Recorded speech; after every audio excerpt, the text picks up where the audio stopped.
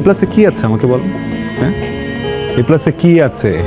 2023-এর একটা জরিপে জানা গেছে 513টা স্টুডেন্ট, 513 জন স্টুডেন্ট সুইসাইড করেছে জাস্ট এইসব প্রেশারের কারণে। একটা বাচ্চা, ওর ব্রেন কিভাবে ওয়ার্ক করে, ওর চাওয়া পাওয়া কি, ওর ইন্টারেস্ট কোন বিষয়ে, কোনো কিছু বিচার না করে ওর রেজাল্টে এ প্লাস কেন পেলো না, এই জন্য পুরো সোসাইটি মিলে একসাথে একটা বাচ্চাকে ধিক্কার জানায় দেন। আপনাদের কথা, হ্যাঁ, এখন কেন গায়ে লাগছে? কেন গায়ে লাগছে বলেন না, কথা কেন বলছেন না বলেন? দেখেন,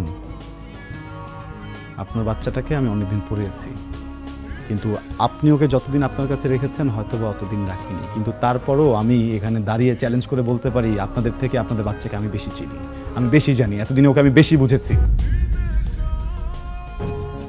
আপনার বাচ্চাকে আমি যখন পড়াতে এসেছিলাম তখন 7 বিষয়ে ফেল করা একটা স্টুডেন্ট ছিল। বোর্ড এক্সামের পরে এই একই স্টুডেন্ট একটা বিষয়ও ফেল করেনি, উত্তীর্ণ হয়েছে নিজে নিজে পরীক্ষা দিয়ে।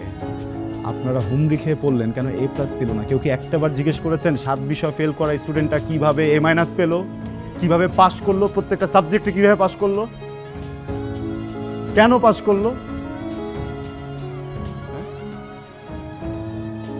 আপনার আপন সন্তানের প্রাপ্তিটা আপনার চোখে পড়ল না কেন? এ প্লাসের রেসে ও দৌড়ে ওখানে পার পেল না, এটা আপনাদের চোখে ঠিকই পড়ল। এমন সন্তানে তো মরেই যাওয়া উচিত। ওকে বাচ্চা রেখে কি করবেন? আপনার বাচ্চা এ প্লাস পায়নি, এটা নিয়ে যদি সোসাইটির মানুষও ওকে 5টা বাজে কথা বলে, আমি লিখে দিতে পারবো, আপনারা কেউ প্রোটেস্ট করবেন না, আপনারা বলবেন ঠিকই বলেছেন। কেন আপনার সন্তানকে কেন আরেকজন কথা বলবে? ও তো উত্তীর্ণ। এ প্লাসে কি আছে আমাকে বলো? হ্যাঁ, এ প্লাসে কি আছে? 2023-এর একটা জরিপে জানা গেছে 513টা স্টুডেন্ট, 513 জন স্টুডেন্ট সুইসাইড করেছে জাস্ট এইসব প্রেশারের কারণে। আপনার সন্তানের সাইকোলজি আমি বুঝি, আমিও শিক্ষক, আমি বলে দিচ্ছি, ওই ইন্টারে যে দেখবেন আবার হয়তো বা একটুর জন্য এ প্লাসটা ছুটে যাবে, হয়তো বা এ পাবে, আবারও তো আপনারা একই ব্যবহারটাই করবেন, ওই একই প্রেশার দিবেন, ও তো তখন আবারও সুইসাইড। এবার বাড়িতে করেছে, এরপর এবার হয়তো বাড়িতে খুঁজে পাবেন, এমন কোথাও যে মরে থাকবে টেরও পাবেন না আপনারা। যে বাচ্চাটা মরেই যাবে 2 দিন পরে, ওকে এখন বাচ্চা কি লাভ বলেন? দেখেন, আপনার বাচ্চাকে আমি আলাদাভাবে কোনো জাদু মন্ত্র দিয়ে পড়াইনি, ও নিজের ইচ্ছাতে পড়েছে। আপনি তোর বাবা, আপনি তোর মা, আপনারা কি বলতে পারবেন ওর হবি কি, ও কি পছন্দ করে, ও কি অপছন্দ করে?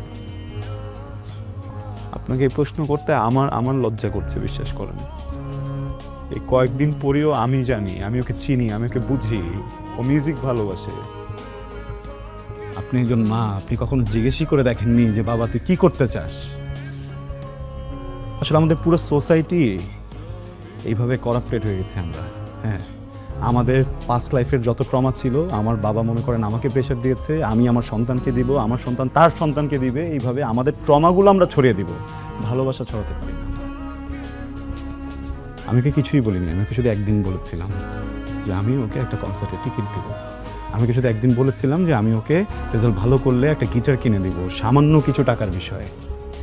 এটা লোভে ছেলেটা এমন পড়ালেখা করলো, আমাকে অবাক করে দিয়েছে। আমি তো ভাবিনি যে ও পাস করবে, সেই মাইনাস পেয়েছে। আমার প্রাউড ফিল হচ্ছে মানুষের সন্তানের জন্য। সেই মানুষটার ভিতরে কোনো ফিলিংস নাই, সে কমপ্লেন করছে এই বাচ্চাটাকে নিয়ে। সে বাচ্চাটা কেন বাঁচবে? জোর করে এই ছেলেটাকে আপনাদের মনের মতো একটা কিছু বানাতে যাচ্ছেন কেন? এটা তোর স্বপ্ন না, এটা কি ওর স্বপ্ন? হ্যাঁ, ওর স্বপ্ন নাই হতে পারে, ও ডক্টর নাই হতে পারে, ও ইঞ্জিনিয়ার নাই হতে পারে, উকিল নাই হতে পারে, কেন শিল্পী মানুষ না? ওর যদি হঠাৎ করে ইচ্ছা হয় ও গান গাইতে চায়, ও কি মানুষ না? ও যদি অভিনয় করতে চায়, ও কি মানুষ না? ও যদি কৃষক হতে চায়, ও কি মানুষ না? তাহলে মানুষ কারা আপনাদের কাছে? কারা মানুষ একটু বলবেন?